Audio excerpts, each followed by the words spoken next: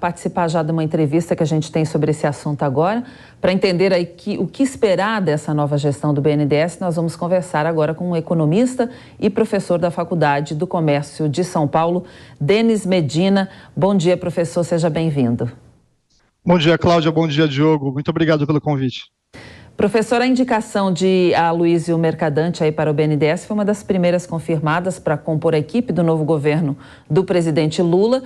O economista que liderou 3 ministérios aí no governo de Dilma Rousseff, a Casa Civil, Ciência, Tecnologia, Informação e Educação, defende o incentivo a políticas industriais como forma de retomar o crescimento sustentável da economia brasileira.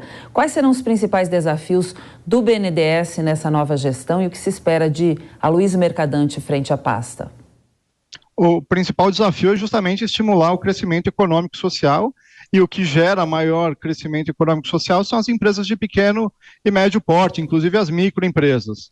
Não sei se o BNDES tem estrutura para atender as micro, mas as pequenas e médias têm. Então, um grande desafio é, por conta do Aloysio Mercadante já estar no governo PT anteriormente, ter participado daquelas políticas das campeões nacionais, de financiar as grandes empresas, trazer uma mentalidade para a liderança do governo, justamente da importância de financiar as pequenas e médias empresas, de dar acesso a crédito e de estimular a geração de emprego através dessas empresas. Esse é um grande desafio. Professor, o Diogo também está participando da entrevista. Diogo? Professor, em 2017, os pesquisadores Bruno Araújo e João Alberto Denegri, do IPEA, fizeram um estudo e compararam o crescimento, a expansão do BNDES ao longo dos anos, desde 1998, ainda no governo Fernando Henrique, com outros bancos de desenvolvimento estrangeiros. E eles viram que a expansão do BNDES estava em linha com o que acontecia em outros países, mas que a diferença essencial é que no Brasil, como eu disse antes, esses financiamentos aconteciam com base em fortes subsídios. Eles calcularam ali cerca de 30 bilhões de dólares em subsídios entre 2006 e 2015, entre o que eles chamam de subsídios implícitos e subsídios explícitos. Esse é um problema? Há como corrigir isso, se for realmente um problema? O maior problema é justamente o direcionamento, né? Os subsídios prejudicam porque, no final, em vez das empresas pagarem os juros, quem acaba pagando é a população através dos seus impostos. E justamente falando, né, como o BNDES financiou grandes empresas no passado, essas grandes empresas têm acesso ao mercado de capitais, têm acesso a empréstimos e financiamentos a custos muito mais baixos do que as pequenas e médias empresas. Então, se voltar a financiar empresas, mas focado em pequenas e médias empresas, esse subsídio pode dar um fôlego para a economia, mas de qualquer forma, esse subsídio acaba caindo sobre a população na forma de pagamento de impostos. Alguém paga isso, não sai de graça, né? E quem paga isso é a população de uma forma geral. A forma melhor de se fazer isso é fazer com que as próprias empresas consigam arcar com os custos integrais do financiamento, dos seus empréstimos, o custo do capital efetivo, né? Quando a gente gera subsídio, a gente está dando um privilégio, está beneficiando alguns em detrimento a todos. Então, esse é um ponto de atenção também. Não é saudável para o banco e também não é a melhor forma de fazer financiamento, olhando o Brasil como um todo. Então, esse é um outro ponto de atenção que precisa estar em pauta e a gente precisa acompanhar, sem dúvidas. A gente já volta com a entrevista. Volta agora a conversar com o professor Denis Medina e também com o Diogo Schelp sobre a posse do Aloysio Mercadante à presidência do BNDES, cerimônia que acontece hoje no Rio de Janeiro, inclusive com a presença de Lula. Vários membros aí da diretoria do banco já foram escolhidos, né? Como o mercado recebeu essas escolhas, professor? Os nomes da diretoria são nomes profissionais, alguns de carreira do banco, outros de carreira do Banco do Brasil. Então, a diretoria escolhida é muito competente, tem capacidade de fazer um bom trabalho. Então, o mercado entende que assim, a diretoria está preparada para os desafios, né? Basta entender se o direcionamento maior, se a presidência do banco também, né, segue nessa direção, mas a diretoria foi muito bem escolhida.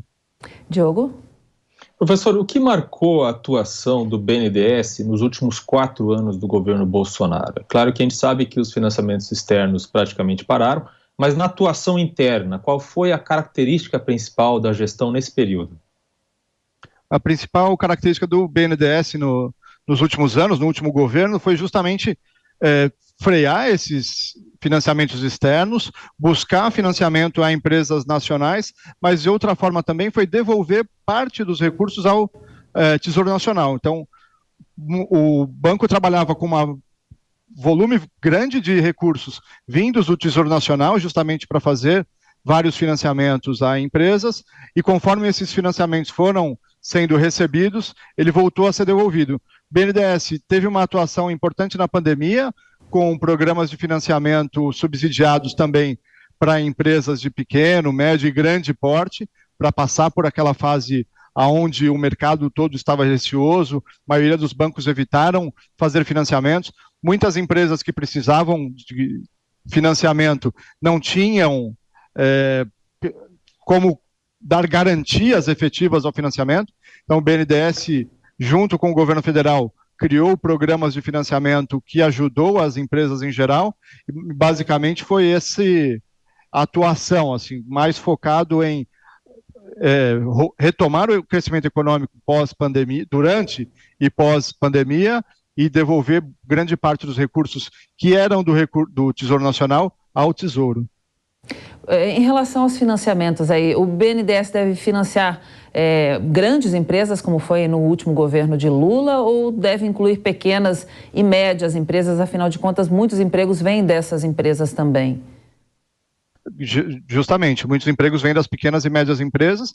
O Aloysio Mercadante já tinha dado declarações de que é importante retomar a industrialização do país, ou seja, investir para que a indústria, que é a maior geradora de emprego, possa voltar a ter atividade forte no país, atrair outras indústrias internacionais para atuarem no país também.